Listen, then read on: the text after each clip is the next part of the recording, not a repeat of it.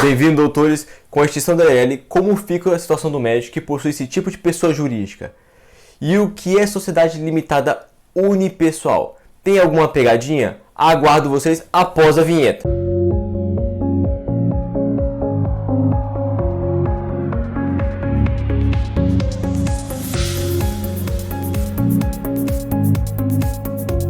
Para quem não me conhece, meu nome é Thiago Mundim e eu vou deixar aqui em cima um vídeo em que eu conto um pouco mais sobre a minha carreira profissional, o motivo pelo qual eu criei o canal e os objetivos dele, até para que você tenha um pouco mais de segurança a respeito das informações que eu vou passar para você.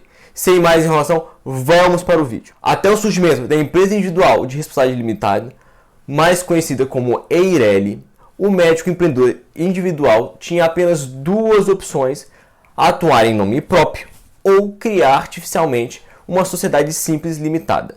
Nunca foi permitida a atuação médica por meio da forma do empresário individual ou de microempresa individual, também chamada de MEI. Se escolhesse atuar em nome próprio, além de não poder usufruir de alguns benefícios fiscais e previdenciários próprios das pessoas jurídicas, todo o seu patrimônio pessoal respondia pelas obrigações da atividade profissional. Era obrigado, inclusive, a contratar diretamente os empregados. Pensa em algo que pode dar uma M enorme. Aqui está um excelente exemplo. Para contornar esse probleminha, muitos profissionais acabaram sendo forçados a constituir sociedades limitadas simples com sócios só no papel para preencher a exigência legal de no mínimo 2 sócios, pluralidade societária.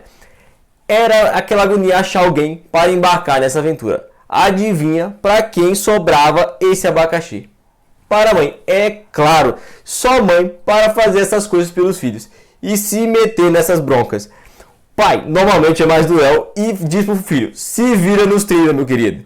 Alguns, sem muita informação, incomodavam o cônjuge para entrar na sociedade. Pronto. Estava armada a bomba relógio.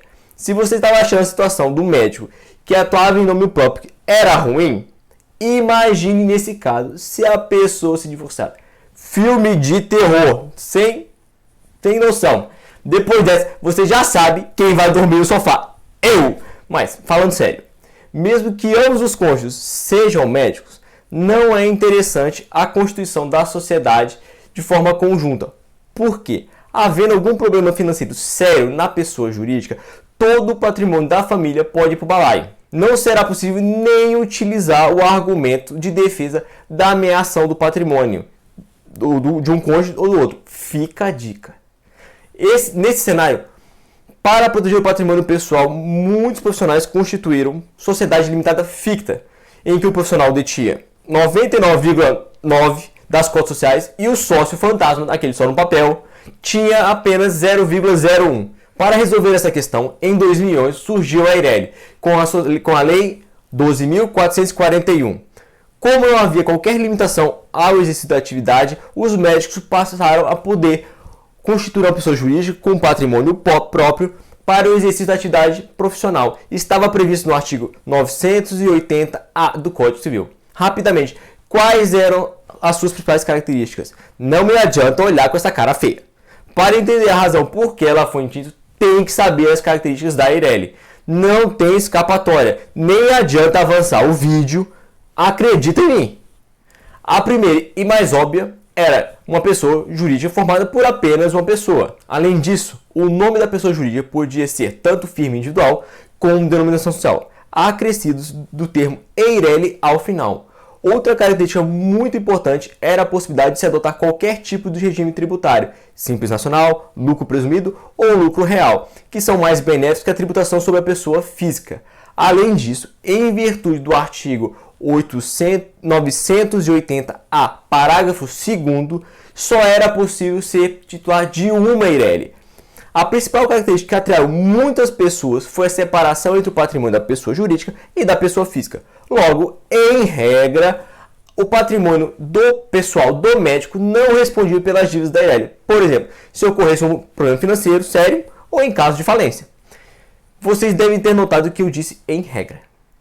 Quem assistiu o vídeo anterior, e eu vou deixar aqui em cima o link, sabe que No caso uma pessoa jurídica seja utilizada para fraudes em geral, o Código Civil, a CLT e o CTN, Código Tributário Nacional, prevê instrumentos legais para alcançar o patrimônio do sócio. Enfim, chegamos ao ponto que deu problema.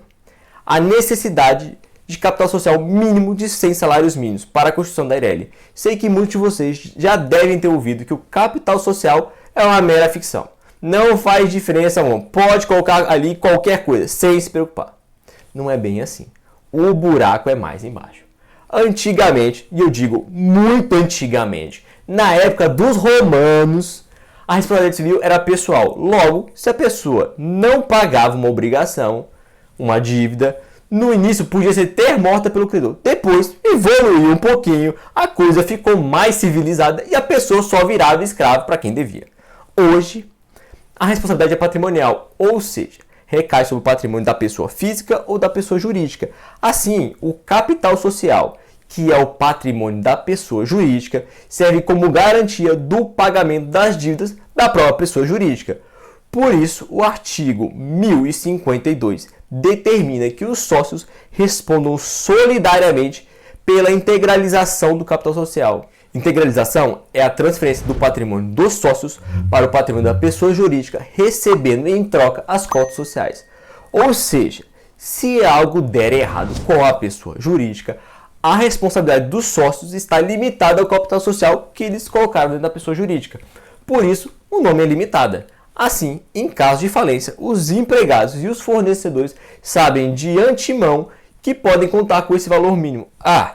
É só dizer que integralizou, mas por causa do prejuízo financeiro, não tem mais nada lá na pessoa jurídica. A professora podia até acreditar que o cachorro comeu seu dever de casa. Porém, o juiz não vai cair nessa, e muito menos os credores. Se houve prejuízo, o artigo 1082 do Código Civil determina que o capital social seja reduzido em razão das perdas posteriores, desde que tenha sido previamente integralizado. Então, se não foi reduzido, o mínimo de patrimônio que a pessoa jurídica deve ter é o capital social. Em razão disso, um capital social tão elevado acabou sendo um relevante impedimento para que muitos empreendedores individuais migrassem de empresário individual ou MEI para a Eireli. O destino da Eireli foi selado definitivamente com o surgimento da SLU, sendo totalmente abandonada a partir de então. Com a publicação da Lei 14.195 em agosto agora, a Eireli foi oficialmente extinta. Calma, eu vou te explicar o que é SLU. Tudo vai se encaixar no final e eu vou dizer o que você precisa fazer. Respira a fundo, não desespera. A SLU, Sociedade Limitada Unipessoal, foi criada com a aprovação da medida provisória da liberdade econômica, convertida na Lei 13.874 de 2019. O Código Civil foi alterado, mais especificamente o artigo 1052, permitindo a constituição da sociedade por um sócio. Sociedade de um sócio? É isso mesmo. Mais uma bizarrice do direito brasileiro. Enfim, como eu adiantei, igual a Eireli, é uma espécie de sociedade com apenas uma pessoa. Também pode adotar os mesmos regimes tributários e benefícios fiscais da Eireli, Simples Nacional, lucro presumido e o lucro real. A SLU também pode ser empregada para as mesmas atividades da Eireli, inclusive a atividade médica. Igual a Eireli, existe separação entre o patrimônio da pessoa jurídica e da pessoa física do seu titular. Para não cansar a beleza de vocês, faça a mesma ressalva que eu fiz sobre as fraudes no caso da Eireli. Também se aplica para a SLU. Quem pulou o vídeo, volta lá. Eu avisei para não pular. A primeira diferença em relação a Eireli é que alguém pode ser titular de mais de uma SLU, permitindo que o médico tenha uma SLU para o seu consultório e outra para algum empreendimento paralelo, por exemplo, um laboratório. Seu contador vai te agradecer por facilitar a contabilidade. Nessa situação, o patrimônio de uma sociedade não vai responder pelas dívidas de outra. Segunda dica do dia. Já valeu o seu like. Clica aí no botãozinho. Mas a diferença mais importante é a ausência de capital social mínimo para a construção da SLU. Isso não quer dizer que pode ser colocado zero no capital social. Lembra de toda aquela história que eu falei antes sobre o capital social? Patrimônio, garantia dos credores? Continua valendo. O Código Civil ainda exige capital social para a Constituição, mas não é exigido que seja de 100 salários como na Eireli. fica fácil entender o porquê a Eireli foi abandonada com o surgimento da Sociedade Limitada Unipessoal. A SLU tem todas as vantagens da Eireli, sem as desvantagens dela. A lei só veio enterrar de vez. Por que criar um monstrengo de uma sociedade de uma pessoa só? Eu não sei. Era melhor tirar o limite mínimo do capital social da Eireli e a vedação de ter mais de uma. Vai entender. Mas, para que simplificar se pode complicar, não é mesmo? Ficou interessado na SLU? Para constituir é bem similar à Eireli. Se o serviço médico for a única atividade, será uma sociedade simples e, portanto, deve ser registrada no cartório de registro de pessoas jurídicas. Já se a atividade médica for prestada juntamente com outras, será uma sociedade empresária. Então, tem que ser registrado na junta comercial do seu estado. Além disso, é necessário o registro na Receita Federal do Brasil para a obtenção do CNPJ e na prefeitura para a inscrição municipal. Acha que acabou? Esqueceu da trabalheira que foi criar a sua Eireli? Além disso, a Resolução do Conselho Federal de Medicina 1980 de 2011 exige que as pessoas jurídicas de assistência médica sejam registradas no Conselho Regional de Medicina do seu estado. Em Santa Catarina, onde eu moro, esse registro pode ser feito online. Além disso, a Resolução do Conselho Federal de Medicina 2997 de 1980 exige que o responsável técnico da pessoa jurídica seja obrigatoriamente um médico que deve ser indicado no registro. Você deve estar pensando, ok, e o que eu faço com a minha Eireli extinta? O artigo 41 da Lei 14.195 de agosto de agora, 2021, a mesma que extinguiu a Eireli, determinou a sua conversão automática da Eireli em SLU. Respira fundo, não me xinga. É claro que eu não fiz você assistir o vídeo até aqui todinho só para dizer isso. A sociedade da pessoa jurídica que antes terminava com a Eireli passará a conter LTDA no final. Muita atenção. Em razão do artigo 1158, parágrafo 3º do Código Civil, a ausência do LTDA no final do nome social acarreta a responsabilidade solidária e ilimitada do sócio. O que isso quer dizer? Se por acaso tirarem o Eireli e não colocar o LTDA no final do nome da pessoa jurídica, o patrimônio pessoal do médico responde integralmente e sem limite pelos dívidas da sociedade. Então fica de olho nisso.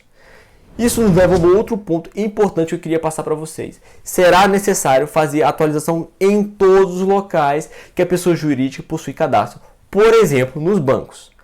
Para refazer os cadastros, basta apresentar a ficha cadastral fornecida pela Receita Federal do Brasil. Só levar lá, está resolvido. Outra questão interessante que poucas pessoas têm falado por aí é: com a transformação da Eireli em SLU, é possível reduzir o capital social que antes era de 100 salários mínimos só em função da exigência legal? Vamos imaginar assim uma hipótese remota de alguém não ter integralizado os mais de 100 mil reais do capital social da Eireli dele. Não transferiu todo esse patrimônio em dinheiro ou em bens, por exemplo, veículo, imóvel, no ato da constituição dela. Respondendo à pergunta, é possível sim, com base no artigo 1082, inciso 2º do Código Civil, que prevê a hipótese de reduzir o capital social caso ele se mostre excessivo. O melhor é aproveitar essa chance para regularizar e não correr riscos. Mas há alguns cuidados a serem tomados. O artigo 1084, também do Código Civil, exige a publicação do ato decisório da redução e o transcurso do prazo de 90 dias sem a oposição dos credores credografários, que são os credores sem garantia. Caso haja impugnação por algum credor, basta pagar a dívida ou depositar em juízo.